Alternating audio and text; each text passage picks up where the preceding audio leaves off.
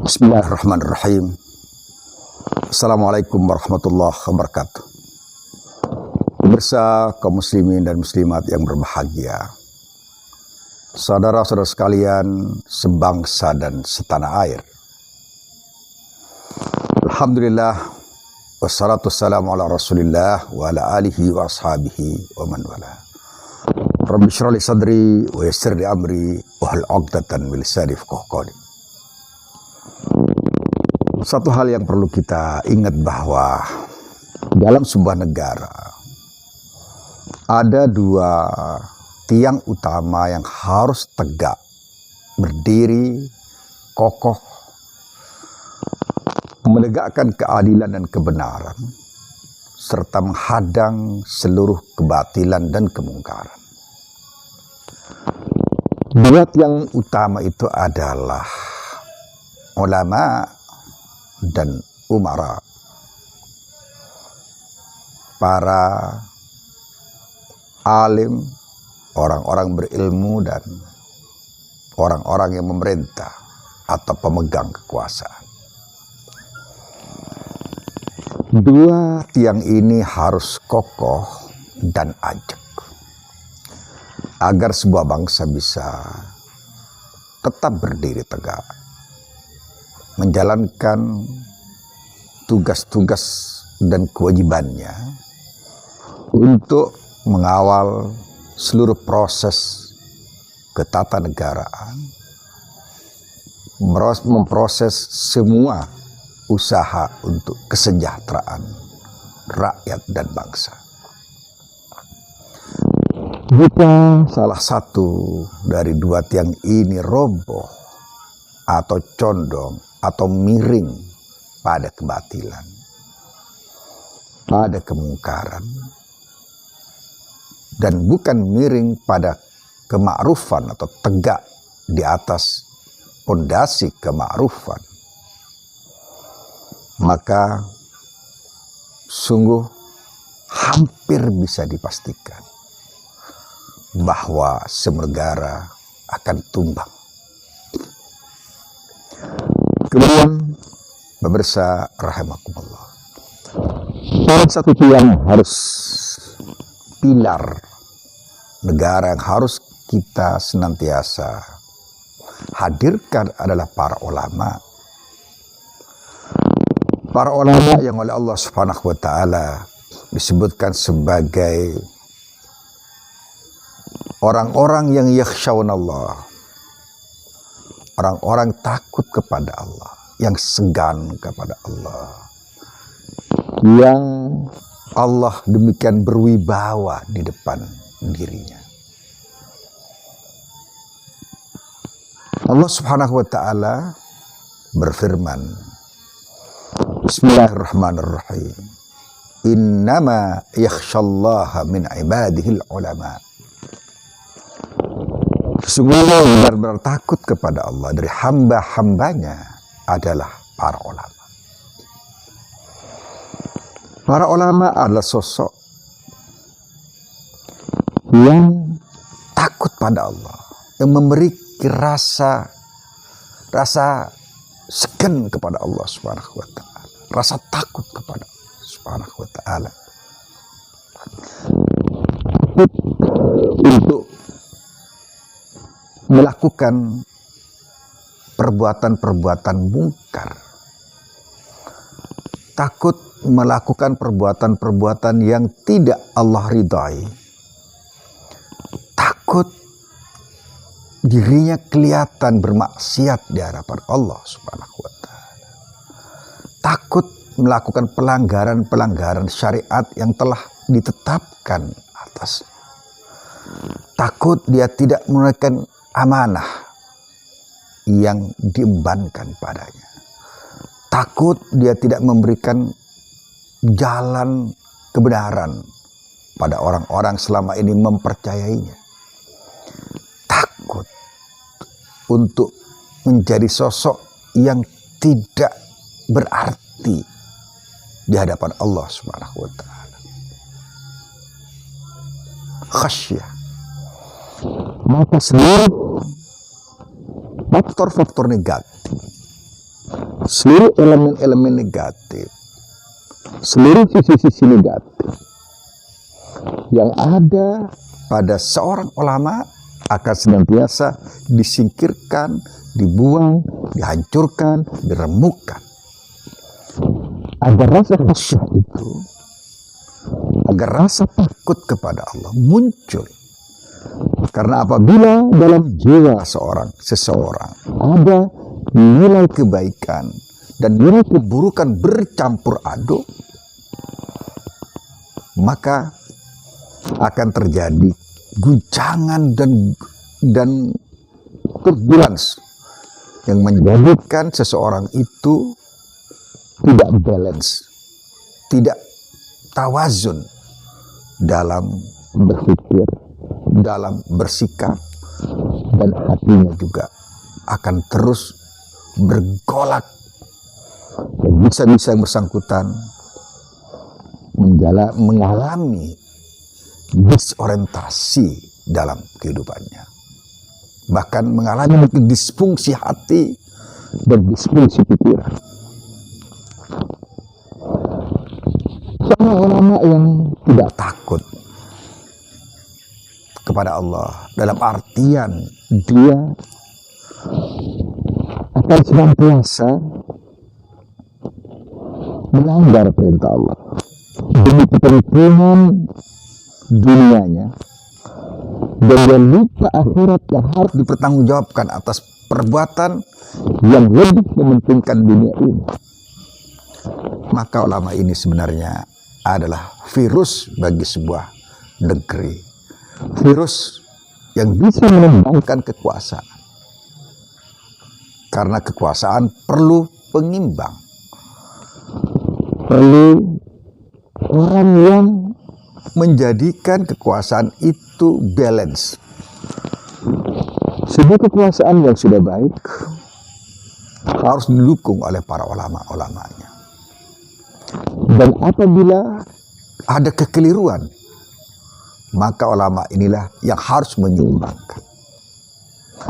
Jangan sampai misalnya sebuah kekuasaan sudah cenderung misalnya otoriter, misalnya zalim, misalnya menjadikan rakyat menderita. Jangan sampai ulama malah mengamini apa yang dilakukan oleh kekuasaan, oleh sang penguasa.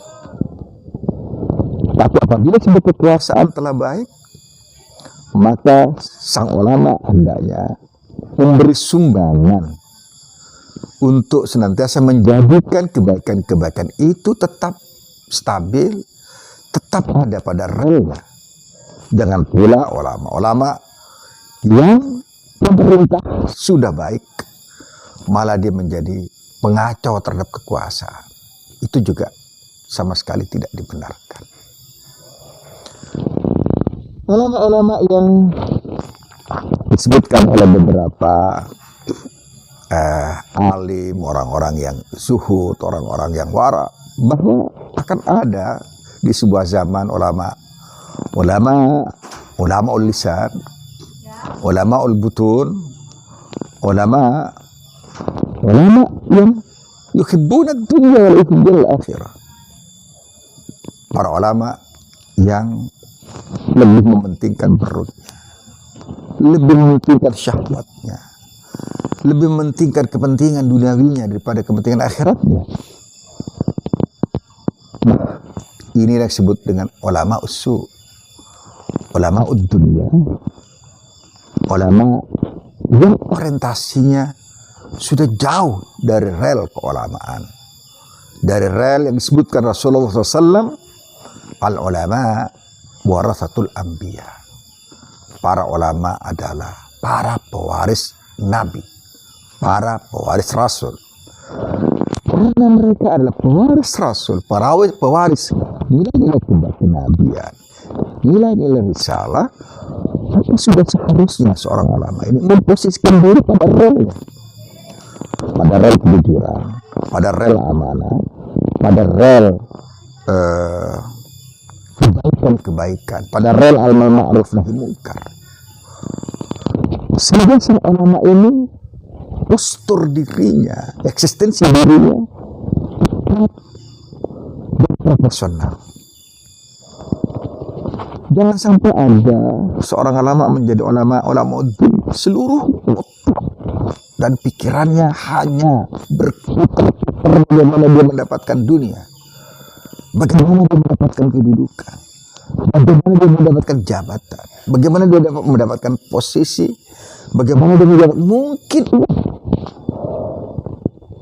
sehingga terjadi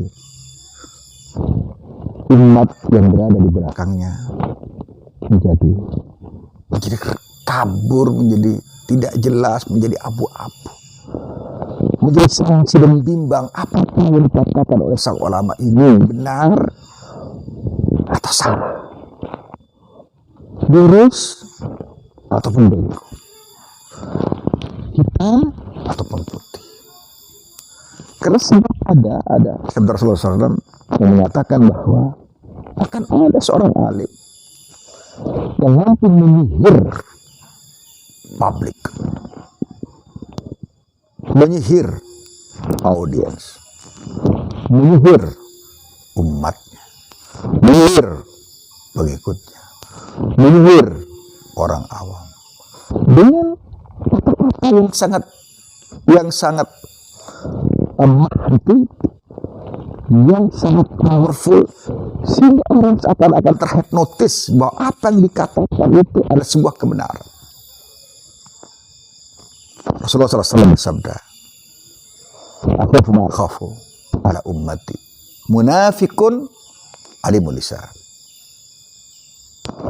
Yang paling ditakutkan, sabda Rasulullah SAW, terhadap umatku adalah munculnya orang-orang munafik yang alimul lisan, yang lisannya fasih, yang lisannya cerdas, yang orasinya ulung, yang narasinya indah,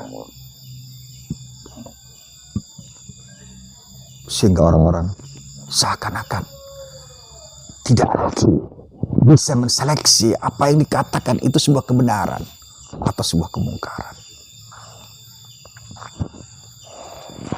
Pemirsa rahimakumullah, bagi seorang ulama tentu saja kepentingan dunia sudah sangat-sangat minim. Dia tidak menguasai kepentingan dunia, tidak menguasai dirinya, tidak bisa mengontrol dan berkuasa terhadap dirinya. Seorang ulama yang orientasinya adalah orientasi rahmat Allah, orientasi keberkahan Sang Maha Kuasa, orientasi ridha Allah, maka dia tidak akan menjadikan dunia berputar-putar dalam kebenaran, tidak akan menjadikan dunia menguasai hatinya, sehingga dia ucapan-ucapan yang menggambarkan seluruh apa yang tersimpan dalam dadanya.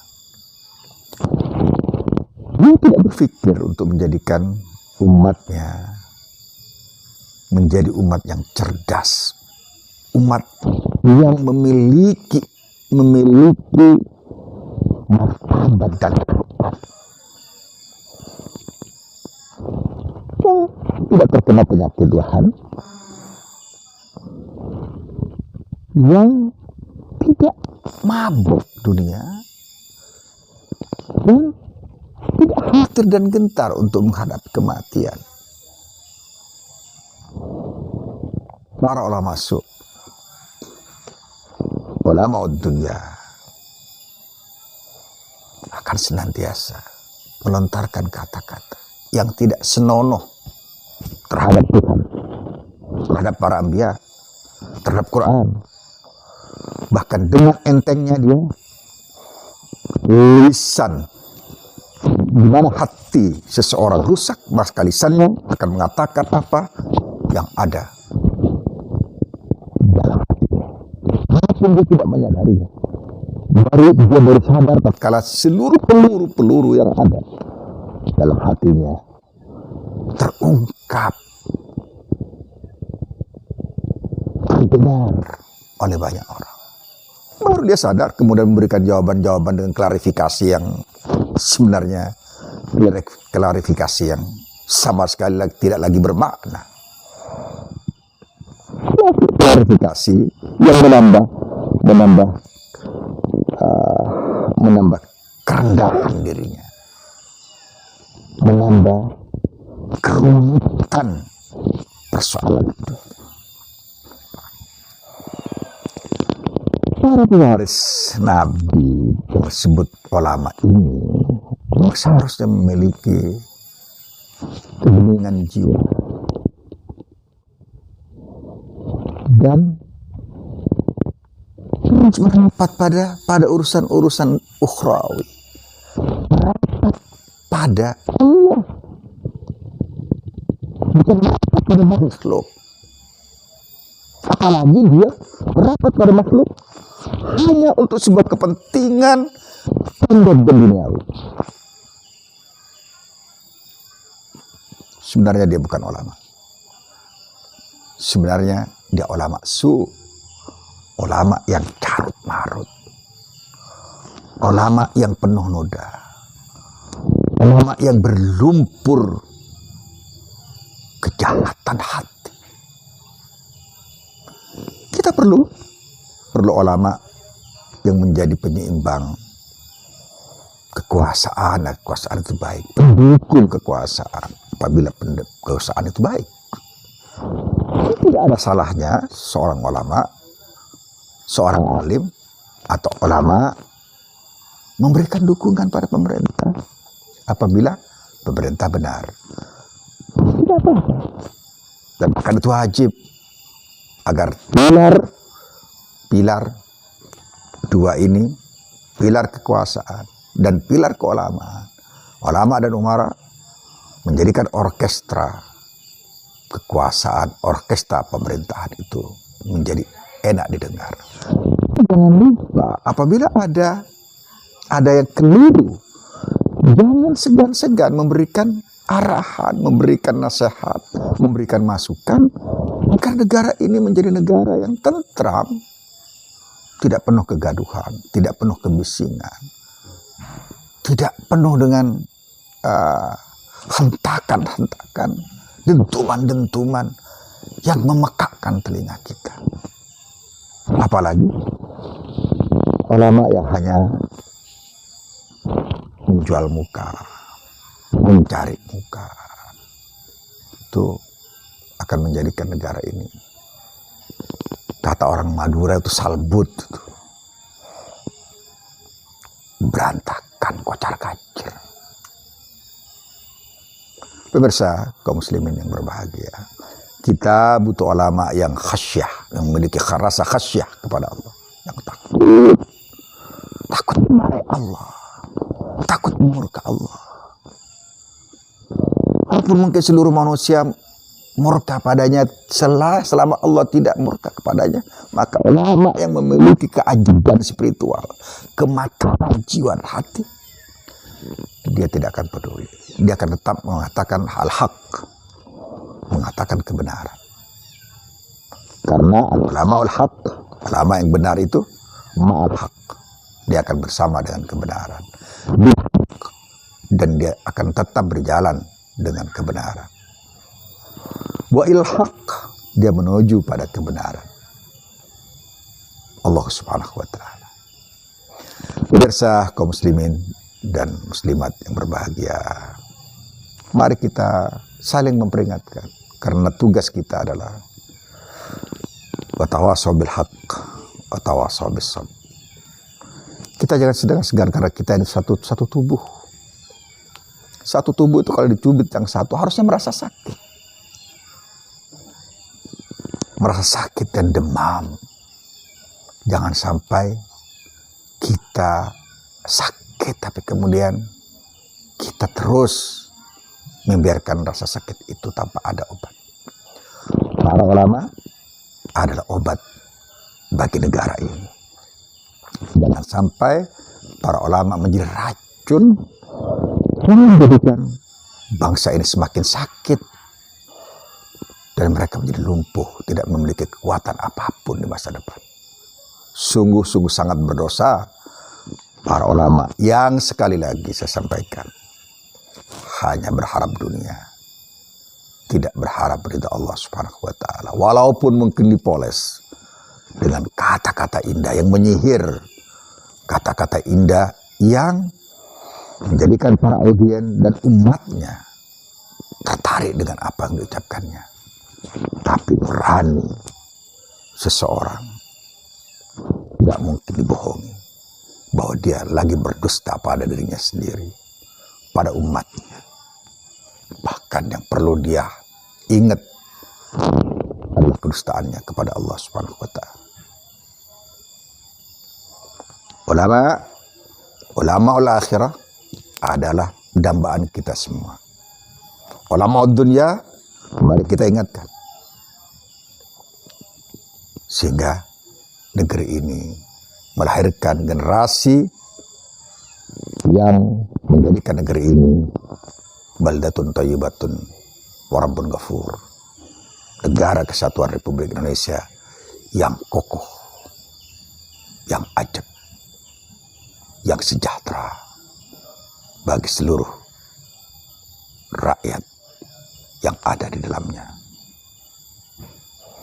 Assalamualaikum warahmatullahi wabarakatuh.